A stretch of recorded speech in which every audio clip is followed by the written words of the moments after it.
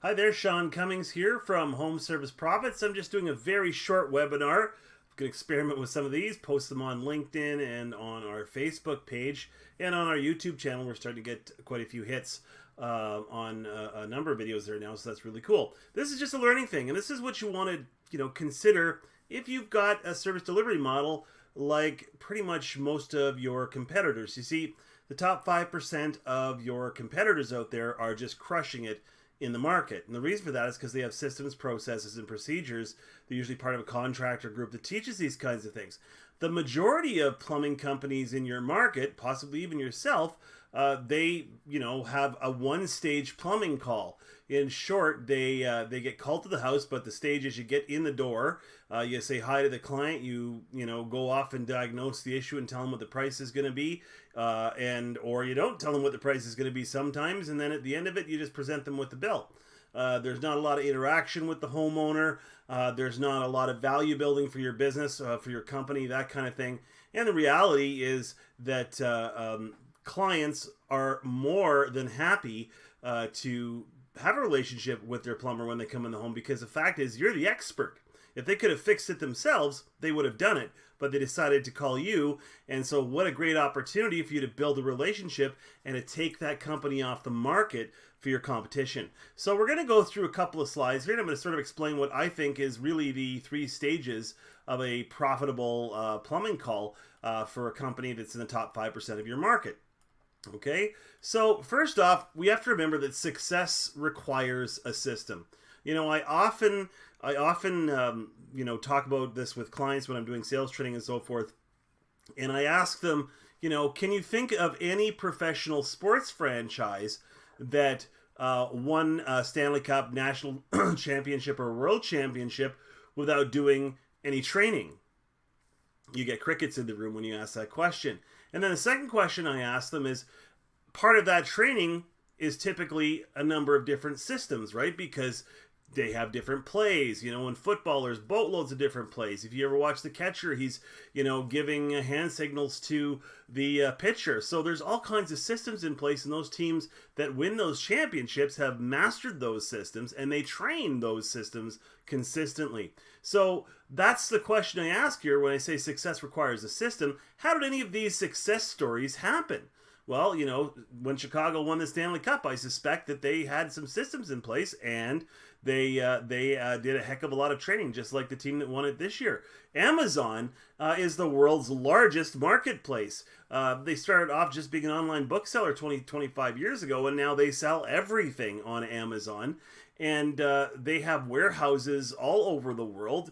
It's one of the most convenient ways to shop. Well, this pain-free process for shopping on Amazon is a number of systems, very complex systems, but they're systems nonetheless, and that's what's helped Amazon, become one of the world's largest companies that's valued at, more than heaven above, I suspect. And then, of course, think about Ford. We've heard the person who invented the assembly line was Henry Ford. I don't think it's true. I think it was the guy from Oldsmobile. I'll have to check that one out. But nevertheless, an assembly line is what's required to build an automobile. I suppose you could build an automobile with 3 or 4 craftsmen in a shop, but it would take a very long time. With the assembly line, it is a system of assembly that helps make sure there's consistency right across the board, and it starts at the beginning and at the end. You've got a completed product. So they're all successful. These both are successful companies. There's a successful sports franchise. They all did it through having systems in place. Well, the process here we're going to talk about is how you can start to build some of those systems in your business. Your company's no different than everybody else, okay? Inconsistency, like this lovely little button, red button with all those other buttons, it's inconsistent. It's incongruent. It's one of these things is not like the other. You know what I mean? If you have inconsistency, you get inconsistent performance. And if you have inconsistent performance, you don't generate as much revenue, and you don't have as many successful calls, right? Consistency, on the other hand, creates winning conditions for success because you're doing the same thing every single call. So there's nothing that you have to do that changes anything. The reality is, we talked a moment ago about an assembly line. Well, what you need to do is have an assembly line mindset when you are going to be going into a client's home, so that certain things are going to happen at a certain time, and that process is going to help you build the relationship with the client, and it's going to help you have a far more profitable call. Because most plumbing companies will go to somebody's house, fix the problem, and leave, because they want to get as many calls done in a day as possible.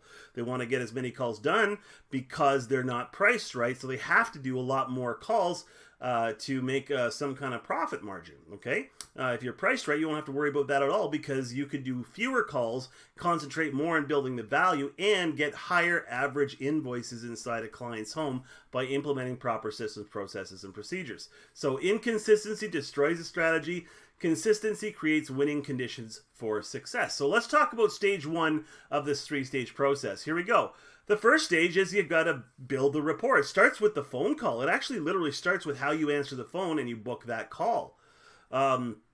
It has to be done right. You know, most times, and I harp on this a lot in other training videos, but most times there is not the relationship building on the phone. You know, someone says, they call up and they say, I've got a leaky faucet. Can someone come and take a look at it?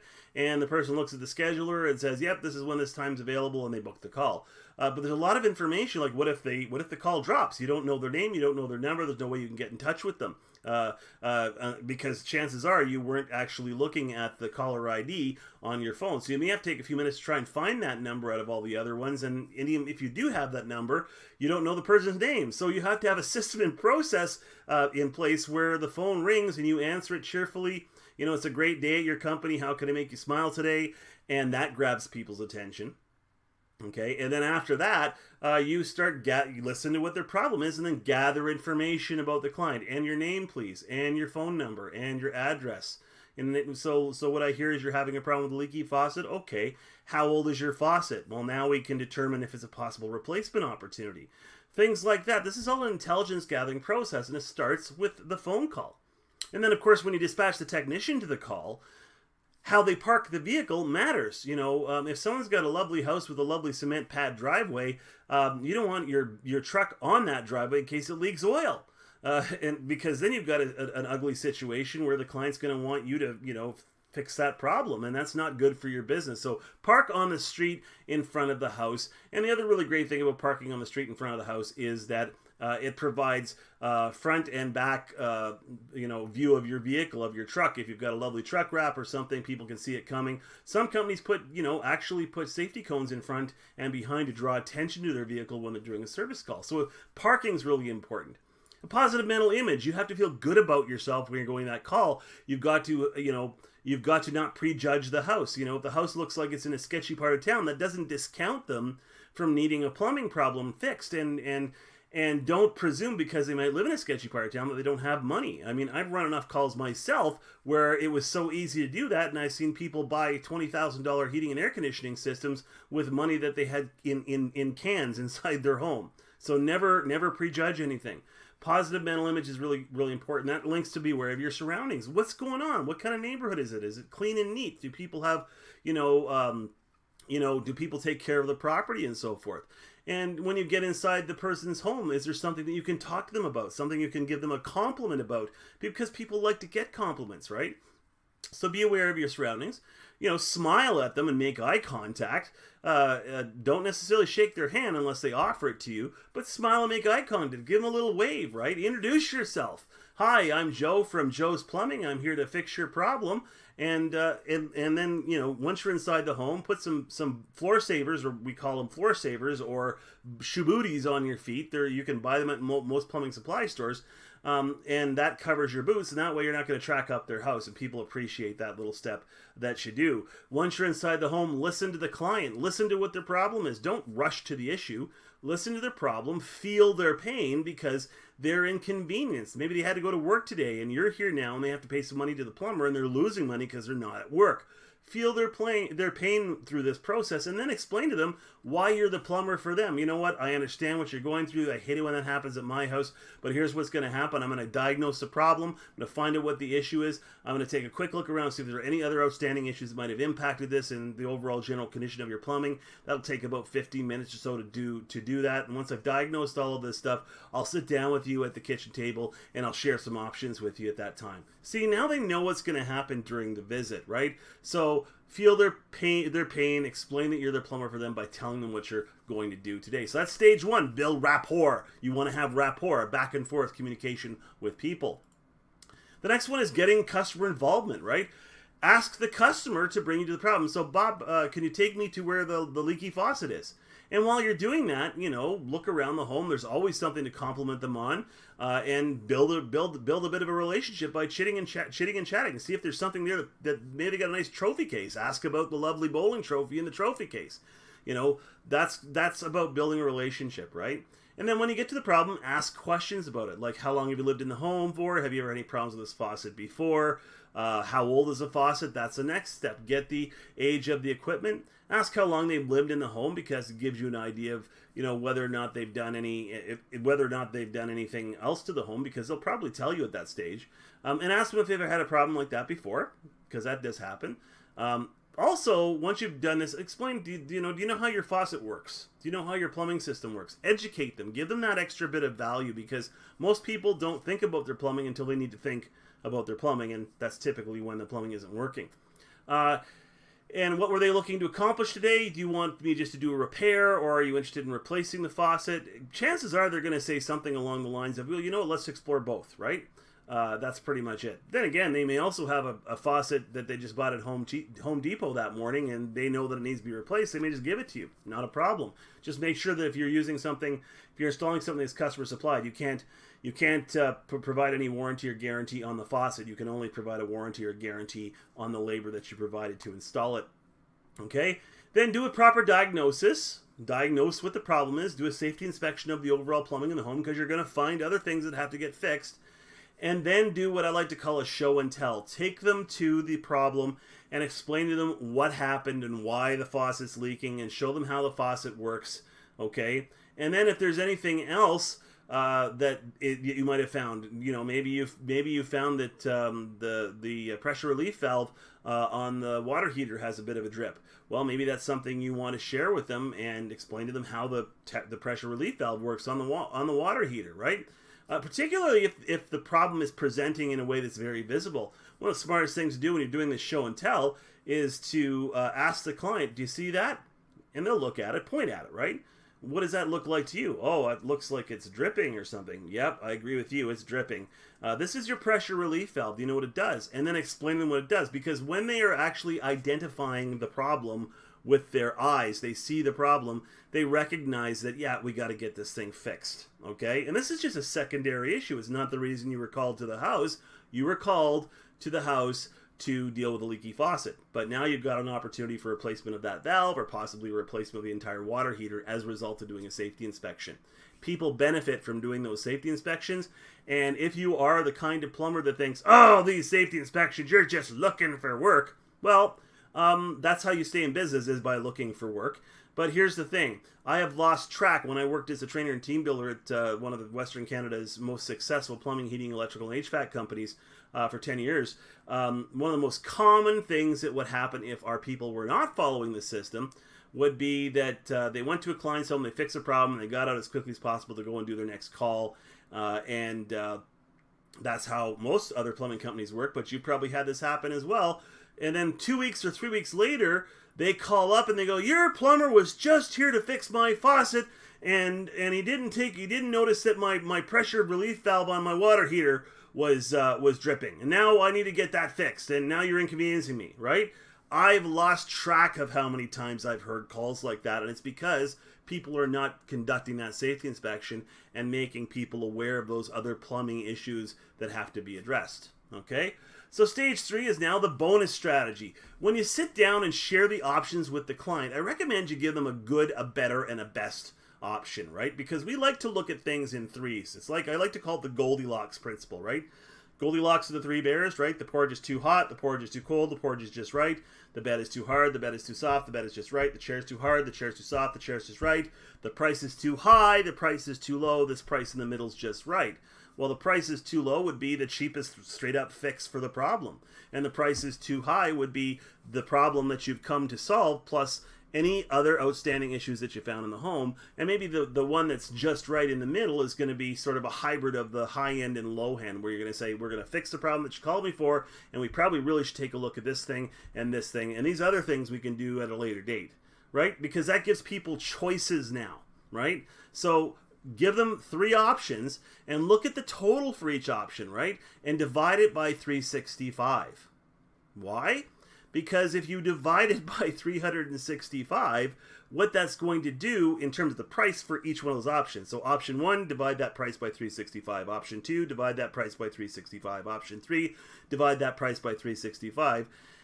Tell the client, I can solve this problem for you now for as little as X number of dollars per day. That's right. It's called reducing it to the ridiculous. Because people will sometimes get sticker shock at the price, but when you explain to them that this is how much it costs you per day, and let's face it, here in Canada, people love Tim Hortons, and a lot of what you do can be done for less than the price of a cup of coffee a day. And lots of people go to Tim Hortons 2 or 3 times a day to get coffee. So all they're just going to have to do is knock out one of those 2 or 3 coffees that they're having extra every single day, and then get this plumbing problem fixed and that other issue that's going to become a big issue. That's the bonus strategy, okay? So we've got a system now for success on a plumbing call. So here's the thing. I'm going to dare you. I dare you. I'm challenging you to develop a system like this. Build rapport with your clients when you're inside the home, right? Get a relationship happening with these people. Ask questions about the problem. Ask questions about their plumbing system. Engage the client in discussion. Get them talking not just about their plumbing, but get them talking about their RV that's outside, or the nice, or the nice Harley Davidson you saw in the garage walking up to the house. People like to talk about their stuff, okay? So engage the client. Once you've diagnosed the problem, offer them multiple solutions, right? Remember that Goldilocks principle. The price is too high, the price is too low, the price is just right. Most people will gravitate toward the middle. And what you're doing is you're only giving them one option, and if you're not priced properly, you're not making any money on that call, or as much as you could. You can't grow your business by being the cheapest in town. And this is a thing that I found really ironic over the years. When I worked with companies that are on time and material and trying to be the cheapest place in town, they tell me that they get complaints about their prices. Okay? In fact, some of them get more complaints about the prices than the company that I worked with, or those companies that are in the top 5% of the market, because what's missing is that relationship. What's missing is that value building, that whole building rapport and all that kind of stuff. So offer people multiple solutions. Reduce it to the ridiculous, right? Take the total for that repair, divide it by 365, and now you can figure out how much it's going to be per day. So it's going to cost you this much, it's going to cost you $1,200 for this, or it's going to cost you this much dollars and this many cents per day for 12 months. Just like that, okay? And then take the order. And when I say take the order, ask for the business. Just simply spin your invoice around and say, so which of these 3s would you like me to do today? And point to the one in the middle. They're probably going to say the one in the middle, and now you've made more money than you would have with your normal structured system that you've been using, and you've got a higher average ticket, you've got a happier client, and you probably could take them off the market for all their plumbing issues in the future. So there you go, a quick webinar for you on how to have a more profitable plumbing call. 3 stages of the plumbing call. Look, homeserviceprofits.ca. Visit the website. Check out some of the services that are there. Check out our YouTube channel. There's some really cool stuff that's on there in terms of pricing your stuff properly and how to build your business. It's free resources that are available. And if you want to get a free consultation, it's super simple to do that. Just homeserviceprofits@gmail.com, or you can hit the contact link on my website. And by the way, don't forget to just click subscribe down here to subscribe to my channel, because I'm going to be posting more of these videos in the future. Thanks so much for watching. And hey, give it a try. Grow your business today. Thanks.